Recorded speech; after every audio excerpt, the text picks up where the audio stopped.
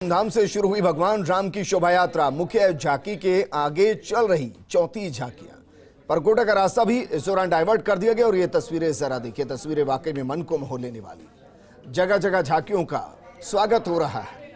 अल्पसंख्यक समाज के लोग भी पुष्प वर्षा कर रहे हैं और ये जयपुर की पहचान है।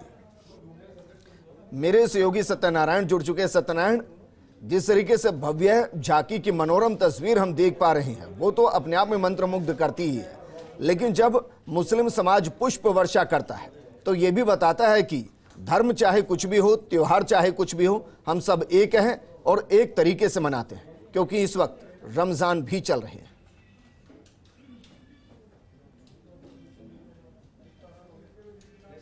बिल्कुल विजन, देखिए गंगा जमुनी तहजीब का संदेश देती हुई ये भगवान राम की शोभा यात्रा है। हम आपको जो नज़ारा दिखाएंगे, जो दृश्य दिखाएंगे, काफ़ी मनमोहक ये दृश्य है। देखिए ये झांकी के सबसे आगे जो लवाजमा चलता है हाथियों का, ये वो है। पूरे परकोटे को सील कर दिया गया है। तो काफ़ी वर्षों से जयपुर शहर के अंदर ये झांकी निकल रही है भगवान राम की शोभा यात्रा। हर साल रमज़ान के भीतर ही ये शोभा यात्रा निकल जाती है। भगवान राम का जन्म माना जाता है कि इस दिन हुआ था, तो इस रामनवमी की शोभा यात्रा निकलती है। करीबन 35 से अधिक झांकियाँ होती है, लेकिन इसका सबसे बड़ा जो नज़ारा होता है वो ये होता है कि यहाँ पर हिंदू समाज के साथ साथ मुस्लिम समाज के लोग भी इन झांकियों पर पुष्प वर्षा करते हैं और भगवान श्री राम के जयकारे लगाते हैं, क्योंकि वो जानते हैं कि धर्म से बढ़कर इंसानियत होती है।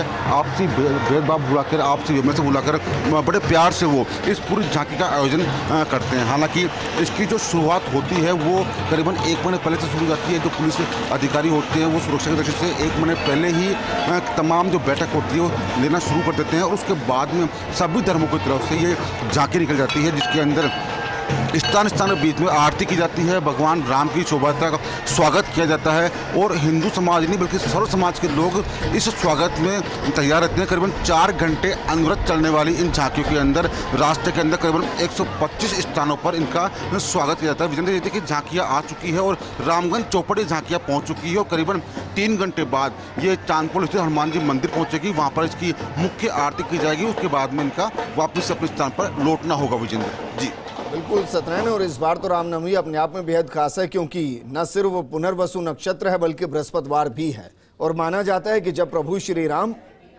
7वें अवतार के तौर में धरती पर अवतरित हुए थे उस वक्त भी बृहस्पतिवार था और बृहस्पति के दिन माना जाता है कि भगवान विष्णु का ही दिन है, तो बेहद खास है।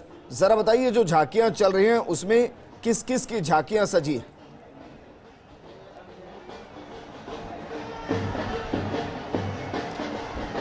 देखिए मर्यादा पुरुषोत्तम राम कहा जाता है कि विष्णु के ही अवतार हैं, तो सबसे आगे जो झांकी होती है उसके अंदर भगवान विष्णु का श्रृंगार किया जाता है। भगवान विष्णु जिस प्रकार से सागर के अंदर शेष नाग पर विराजमान रहते हैं उस प्रकार का श्रृंगार किया जाता है। और उसके बाद में करीबन 35 झांकियाँ अलग अलग रूपों के अंदर, जिसमें उनके परम शिष्य हनुमान जी की मूर्ति भी होती है, वो भी उनके साथ चलते हैं, क्योंकि राम जी को कभी हनुमान जी छोड़ नहीं सकते ऐसा कहते हैं। तो इसीलिए भगवान राम के साथ में भगवान हनुमान की जो झांकियाँ होती है वो भी साथ चलती है। और रामगंज चौपड़ का मनमोहक नज़ारा आप देख सकते हैं, जिस रामगंज चौपड़ के नाम सुन के ही लोग एक बार डर से जाते हैं, लेकिन ये वही रामगंज चौपड़ है जहाँ पर देखिए हिंदू मुस्लिम तमाम जो लोग हैं वो इस पूरी जो शोभा यात्रा है इसके ऊपर पुष्प वर्षा करेंगे।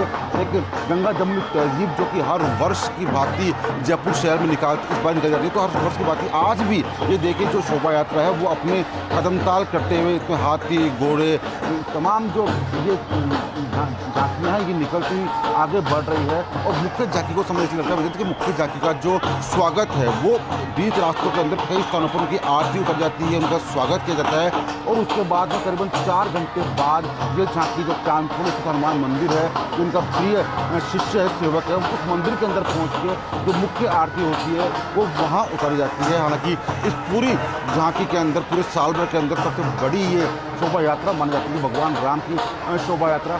गाजे बाजे हाथी घोड़ों के साथ निकलने वाली शोभा यात्रा हज़ारों लोगों की संख्या के अंदर, तादाद के अंदर जो श्रद्धालु हैं पूरे जयपुर शहर से उसमें जुटते हैं। और पूरे रास्ते करीबन 4.5 किलोमीटर का रास्ता है। पूरे रास्ते ये भजन गाते हुए भगवान की आरती उतारते हुए आगे से आगे चलते हैं। लेकिन सुरक्षा की बात करें विजेंद्र, तो जो दोनों जो मुख्य रूट है इसके दोनों तरफ ये देखिए, हम दिखाना चाहेंगे दोनों तरफ जो लोग हैं वो भी अपनी छतों पर चढ़े हुए हैं, लेकिन उनके साथ हर छत पर एक पुलिसकर्मी भी तैनात किया गया है, क्योंकि पुलिस नहीं चाहती किसी प्रकार की असामाजिक घटना जो लोग हैं वो कोई घटना न कर दे, इसीलिए सुरक्षा का माकूल बंदोबस्त, पूरी सुरक्षा के अंदर ये झांकी निकल जाती है। लेकिन हिंदू मुस्लिम सर्व समाज के लोग इस झांकी में शामिल होते हैं और एक संदेश देते हैं कि जयपुर का जो गंगा जमुनी तहजीब है वो शायद अभी भी जीवित है।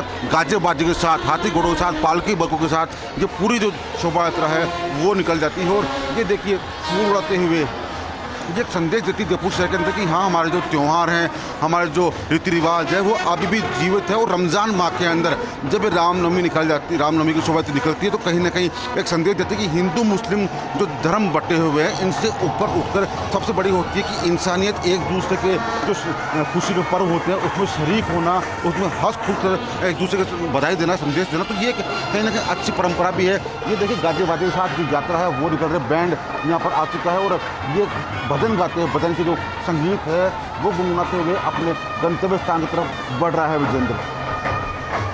बिल्कुल सत्यनारायण, और गंतव्य स्थान क्या है, अंतिम पड़ाव क्या है और वहां तक पहुंचने में कितना वक्त लगेगा?